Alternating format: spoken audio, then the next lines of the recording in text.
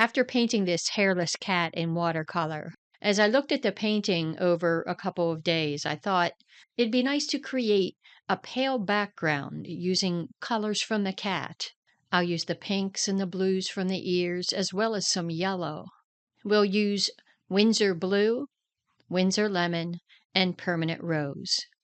We're going to apply the color wet in wet so that the color can spread and mingle. So we need to completely wet the paper. I'll use my larger brush and clean water. You want the paper to be wet enough for the color to move slightly, but you don't want to see puddles. When the paper is wet and evenly covered with water, we're ready to lay in color. And I'll begin with Winsor Blue.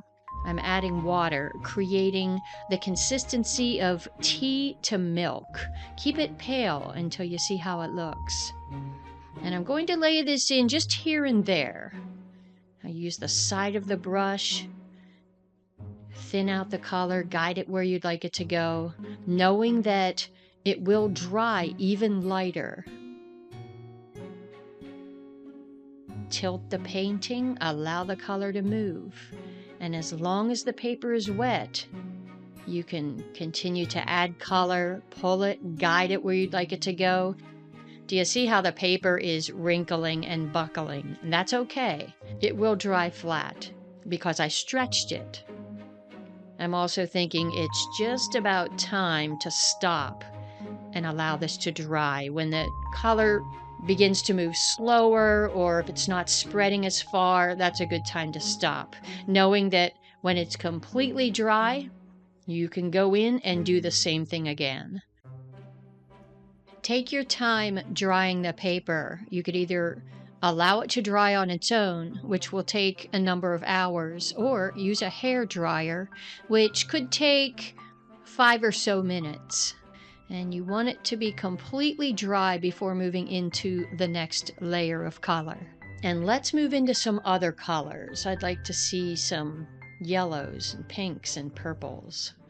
We'll follow the same process. Apply clean water again with your larger brush. The nice thing is, this layer of water will help to smooth the previous layer of color. So if you happen to have any splotches or blotches, you can do a bit of smoothing as you lay in this water. And let's lay in a bit of Winsor Lemon. And keep it thin consistency until you see how it looks.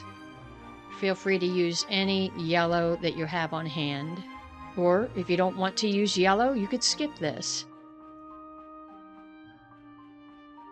And how about some pink? Thin consistency. Lay in the color while the paper is damp. And when you lay it over the blue, you'll begin to see a purple. And I like what you get when you combine Permanent Rose with Winsor Lemon. If you want to go a little darker, go ahead and lay in a bit more. Notice that we're beginning to get kind of a purpley color when you place it over the blue.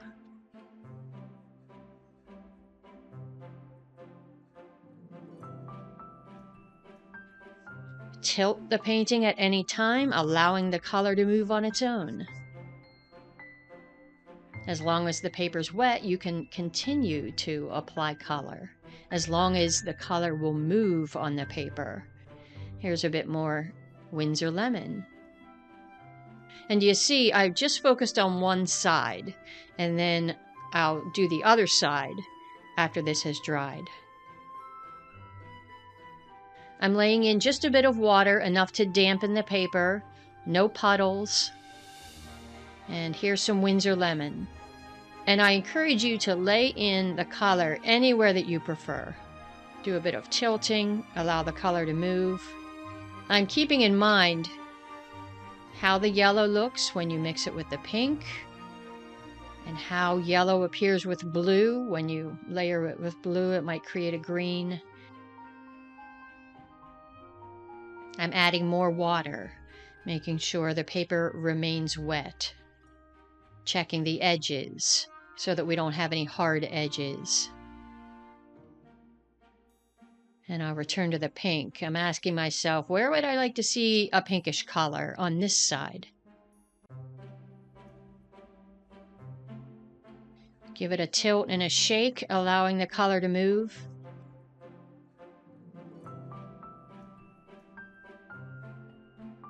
I always rinse the brush, wipe it on the towel. Here I'm cleaning up some edges with my barely damp brush, kind of thinning out the pink. You see how it looks different when you bring it over the yellow? Would you like to bring a bit of purple up here, just like on the other side? You can lay in a bit of pink over the blue to create some purple. If the paper begins to dry, stop, allow it to dry, and then continue. This painting could be finished. If you wish, you could revisit the background again and even make refinements to the cat. I hope you found this helpful and applicable to your own paintings. You can watch the full lesson in real time inside our watercolor school. Thanks for watching, and we'll see you soon.